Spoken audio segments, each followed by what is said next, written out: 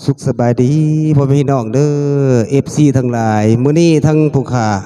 เนาะบุญมาวงสุนทรได้มาเยี่ยมมายามทั้งงานจันต้นสแนลพี่น้องเนาะมาแต่ให้แต่หน้าดอกพี่น้องแต่ว่าด้วยความเป็นศิลปินเนาะคิดทอดคือถึงอดีตเก่าๆก็เลยหยิบยื่นผลงานเพลงใหม่ๆแก่กล่องบ่ทันได้ออกสู่สายหูสายตาของบรรดาเอฟซีทั้งหลายเนาะแต่เพลงนี้เป็นผลงานการแต่งของอาจารย์โพไซเนาะ อาจารย์โพไซราชวงศ์พี่น้องเนาะได้หยิบยื่นให้กับผู้ค้าได้เอามาทองมาห้องมาสอบเนาะแต่ว่าบ่ทันได้อัดแผ่นบ่ทันได้ลงเนาะแล้วเมื่อคีย์บอร์ดก็ไม่เอี่ยมคีย์บอร์ดก็ไม่เอี่ยมพี่น้องเลยมาลองคีย์บอร์ดเพิ่นบ่แม่นเพลงเด้อพี่น้องเนาะเป็นก่อนลำเต้ยกาฬสินธุ์พี่น้องเนาะเป็นลำเต้ยเด้อประมาณนั้นเนาะสิมีเต้ยนำมีเกินเนาะเอาลองมึงเสียงสิคือเก่าหรือ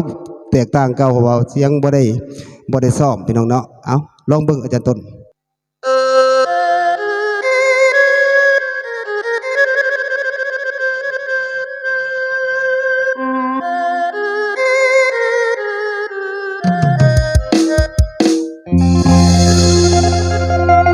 ลาอยู่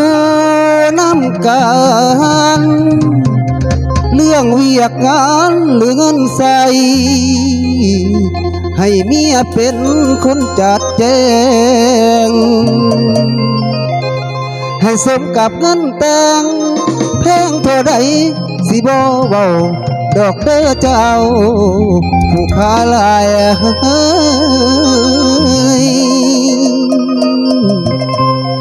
ละนี่ยังแต่งงานแล้วผัดแม่นายเป็นทายคนจัดแจงบ่สมกับค่าดองแพงพูดแท้เด้ทุนหัว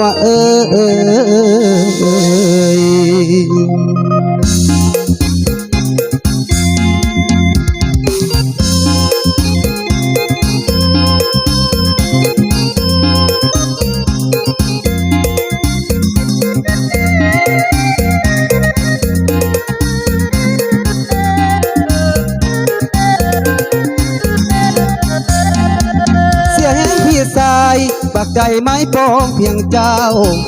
ก็สิเอาเคยเว้าต่อกันแล้วโนแต่พอผู้ใหญ่ของอ้ายไปไก่ไปขอเจ้าคือเว้าหลายกระดอแท่น้อง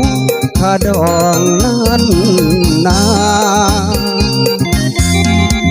โทษเด้อคนงามขอถามเท่าคำแน่ทอนสิเอาคู่นอนหรือว่าสิเอาเงินตาใส่ว่าหักกันสำคัญอยู่ที่ใจแล้วว่าขอเพียงบ่ห้างบ่ยาหลังวิวาแล้วอยู่กันยืนยาวใส่เคยเบาแต่เขาลบกันขอเพียงมันเพียงแต่งข้าวบ่แพงดอกอายหาเงินได้จังปงใจคดคงแปรเปลี่ยนยับขอเป็นตาสร้างได้น้องมองผู้หญิงตัวตบร่วมกันไว้เงินบ่หลายขอส่งพวกผมก็ได้เก็บเงินไว้เหตุคืนว่ามาแล้วหุ่นอยากเอากระตุนยิงปากแข่งทุกแข่งยาลำบากสะบัดแหงว่าหลายถ้าไอ้บ่แต่งตีว่าแพงเจ้าก็ปรับใหม่เลือกเอาสิกินหมูหรือไก่ทำไว้ไอ้ว่าแม่นบ่แต่งบ่ขอแท้จริงก็เป็นไปได้โลกนี้มากมายหลายคู่ที่เขาห่วงหมอบ่เห็นเขาตายมีซ้ำไว้ให้แต่งให้ขอว่าหลายเงินให้บ่พอให้สู้เอาก่อนสารนางบ่หมางสิบ่ทิ้งเจ้าบ่หมางสิบ่ทิ้งเจ้าคันเอากันแบบบ่แต่งบ่แพงสีน้ำหอดมือตายทิ้งสีบ่แนงนี่ให้แต่งกดว่าแพงเกิดค่าใช้เสียทายันหาเงินมาแต่ง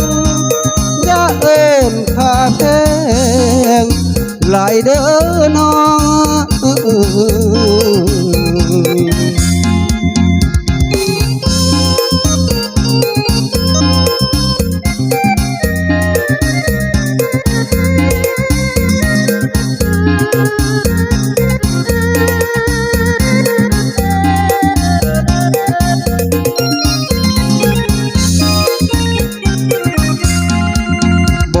บ่ขอ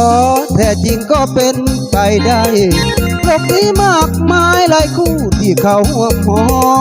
บ่เห็นเขาตายนี่ซ้ำไว้ให้แต่งให้ขอเว้าหลายเงินอายบ่พอให้สู้เอาก่อนสานนางบ่หมางสิบ่ทิ้งเจ้าบ่หมางสิบ่ทิ้งเจ้าคันเอากันแบบบ่แต่งบ่แพงสิน้ำหอดมือตายทิ้งสิบ่แหนงนี่ให้แต่กดบ่เพียงเกินค่าใช้เสียท่าย้อนหาเงินมาแต่งอย่าเอิ้นค่าแพงหลายเด้อน้อง